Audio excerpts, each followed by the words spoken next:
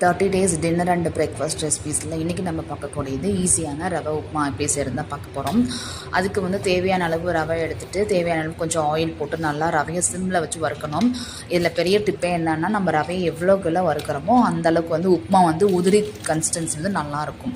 அதுக்கப்புறம் ரவையை வறுத்துட்டு எண்ணெயில் வந்துட்டு கொஞ்சம் கடலைப்பருப்பு, உளுந்தம்பருப்பு, கடுகு, சின்ன வெங்காயம், காரத்துக்கு ஏற்ற பச்சை மிளகா, கருவேப்பிலை, மல்லித்தலை இருந்தால் சேர்த்துக்கலாம். நான் வந்து இல்லாதனால சேர்க்கலாம். இதெல்லாம் போட்டு நல்லா வதக்கிட்டு 1 டம்ளர் ரவைக்கு 3 டம்ளர் தண்ணி ஆட் பண்ணி நல்லா கொதிச்சதுக்கப்புறம் உப்பு பார்த்துட்டு ரவையை கொஞ்சம் கொஞ்சமாக போட்டு நல்லா மிக்ஸ் பண்ணிக்கணும். மிக்ஸ் பண்ணதுக்கப்புறம் அதில் வந்து பார்த்திங்கன்னா ரவை தண்ணி கொஞ்சம் இஞ்சினதுக்கப்புறம் அதில் ஒரு ஸ்பூன் 2 ஸ்பூன் கடலெண்ணெய் ஊற்றி நல்லா கிளறி நல்லா அமுத்தி விட்டு சிம்மில் வச்சு மூடி வச்சு நம்ம ரெடி பண்ணோம் அப்படின்னா ரொம்ப உதிரியாக இருக்கும். கண்டிப்பாக இந்த மாதிரி ஸ்டைலில் நீங்கள் ட்ரை பண்ணி பாருங்கள்.